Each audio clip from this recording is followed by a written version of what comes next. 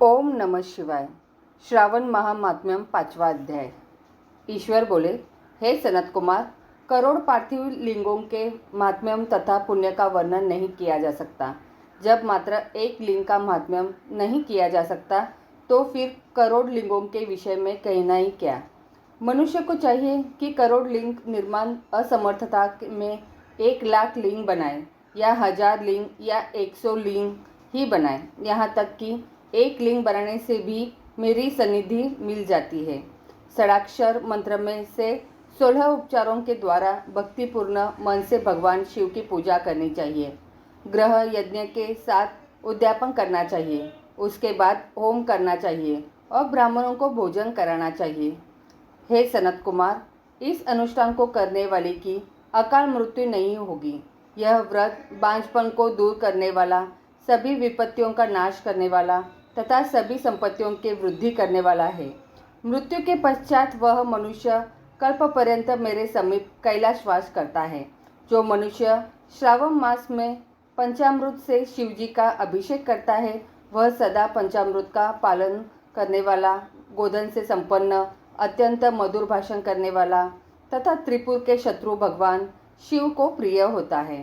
जो इस मास में अनोदान व्रत करने वाला तथा हविष्यान्न ग्रहण करने वाला होता है, वह व्रीहि आदि सभी प्रकार के धान्यों का अक्षय निधि स्वरूप हो जाता है। पतल पर भोजन करने वाला श्रेष्ठ मनुष्य सुवर्ण पात्र में भोजन करने वाला तथा शाक को त्याग करने से शाककर्ता हो जाता है। श्रावण मास में केवल भूमि पर सोने वाला कैलाश में निवास प्राप्त करता है। इस मास में एक भी दिन प्रातः स्नान करने से मनुष्य को 1 वर्ष स्नान करने के फल का भागी कहा गया है। इस मास में जितेंद्रिय होने से इंद्रिय बल प्राप्त होता है। इस मास में स्फटिक, पाषाण, मृतिका, मरकतनी, पिष्ट, धातु, चंदन, नवनीत आदि से निर्मित अथवा अन्य किसी भी शिवलिंग में, साथ ही किसी स्वयं आविर्भूत न हुए लिंग में श्रेष्ठ पूजा करने वाला मनुष्य सैकड़ों ब्रह्म हत्या को भस्म कर डालता है। किसी तीर्थ क्षेत्र में सूर्य ग्रहण या चंद्र ग्रहण के अवसर पर 1 लाख जप से जो सिद्धि होती है, वह इस मास में एक बार के जप से ही हो जाती है। अन्य समय में जो 1000 नमस्कार और प्रदक्षिणाएं की जाती है, उनका जो फल होता है वह इस मास में एक बार करने से ही प्राप्त हो जाता है। मुझको प्रिय इस श्रावण मास में वेद पारायण करने पर सभी वेद मंत्रों की पूर्ण रूप से सिद्धि हो जाती है। श्रद्धा युक्त होकर इस मास में 1000 बार पुरुष सूक्त का पाठ करना चाहिए अथवा कलयुग में उसका 4 गुना पाठ करना चाहिए अथवा वर्ण संख्या का 100 गुना पाठ करना चाहिए अथवा वह करने में असमर्थ हो तो आलस्यहीन होकर एकमात्र 100 पाठ करने चाहिए। ऐसा करने वाला मनुष्य ब्रह्म हत्या आदि पापों से मुक्त हो जाता है, इसमें कोई संदेह नहीं है। गुरु पत्नी के साथ संसर्गजन्य पाप के लिए यही महान प्रायश्चित है। इसके समान पुण्यप्रद, पवित्र तथा पाप नाशक कुछ भी नहीं है। पुरुष सूक्त के जप के बिना इस मास में एक भी दिन व्यतीत नहीं करना चाहिए। जो मनुष्य इस फल को अर्थवाद करता है, वह नरकगामी होता है। इस महीने में समिथा, चारु, तिल और घृत से ग्रह यज्ञ होम करना चाहिए। शिव के रूपों का भली भांति ध्यान आदि करके धूप, गंध, पुष्प, नैवेद्य आदि से पूजन करना चाहिए और अपने सामर्थ्य के अनुसार कोटि होम, लक्ष होम अथवा 10 सहस्त्र होम करना चाहिए। व्याहृतियों ओम भुव, ओम स्वाहा के 7 तिलों के द्वारा भी ग्रह यज्ञ नामक होम किया जाता है। हे सनत कुमार, इसके बाद अब मैं वारों के व्रतों का वर्णन करूँगा, आप सुनिए। हे अनंत, उनमें सर्वप्रथम मैं आपको रविवार का व्रत बताऊंगा। इस संबंध में लोग एक प्राचीन इतिहास को कहते हैं। प्रतिष्ठानुसार में सुकर्मा नामक एक द्विज था। वह दरिद्र, कृपण तथा भिक्षुवृत्ति में लगा रहता था। एक बार वह धान्य मांगने के लिए घूमते घूमते नगर में गया। उसने किसी एक गृहस्थ के घर में मिलकर रविवार का उत्तम व्रत करती हुई स्त्री को देखा। तब उसे देखकर वे स्त्रियां परस्पर कहने लगी कि इस पूजा विधि को शीघ्रतापूर्वक छिपा लो। इस पर वह विप्र उन स्त्रियों से बोला, हे श्रेष्ठ स्त्रियों, आप लोग इस व्रत को क्यों छिपा रही है? समान चित्त वाले सज्जनों के लिए परमार्थ ही स्वार्थ है। मैं दरिद्र तथा दुखी हूँ। इस श्रेष्ठ व्रत को सुनकर मैं भी इसे करूँगा। अतः आप लोग इस व्रत का विधान व फल अवश्य बताएं। स्त्रियाँ बोली, हे द्विज, इस व्रत के करने में आप उन्माद तथा प्रमाद करेंगे अथवा भूल जाएंगे अथवा इसके प्रति अभिक्त या अनास्था रखने लगेंगे।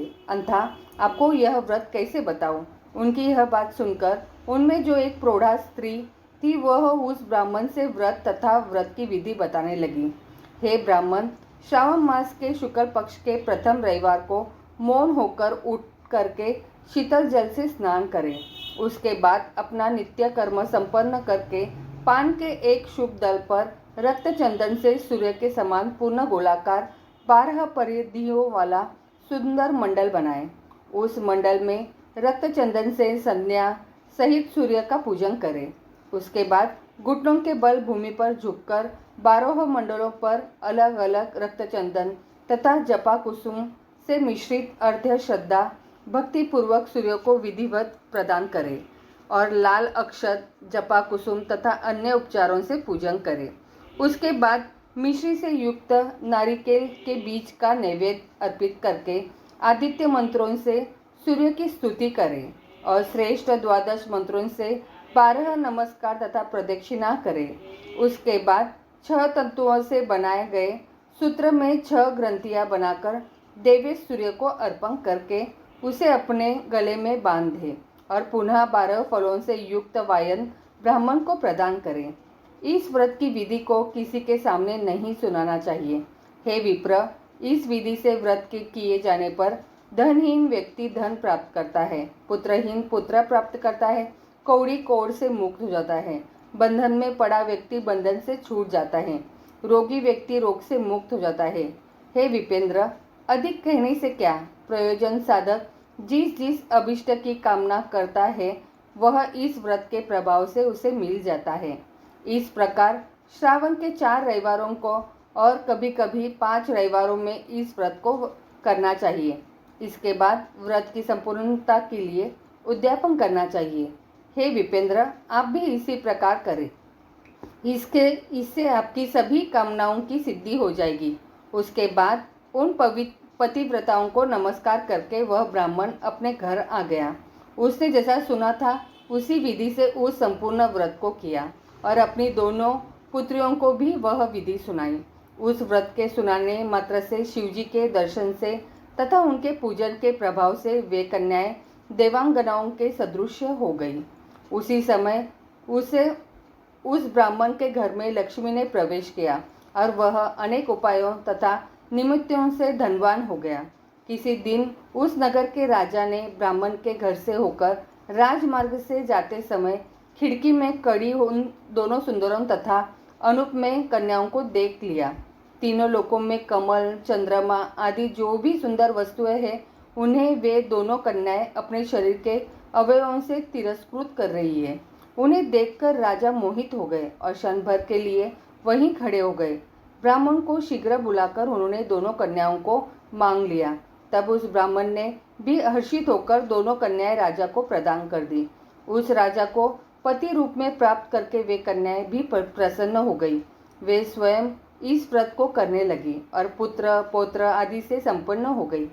हे मुने, महान ऐश्वर्य देने वाले इस व्रत को मैंने आपसे कह दिया। हे विधिनंदन, जिस व्रत के श्रवण मात्र से मनुष्य सभी मनोरथों को प्राप्त कर लेता है उसका अनुष्ठान करने के फल का वर्णन कैसे किया जाए।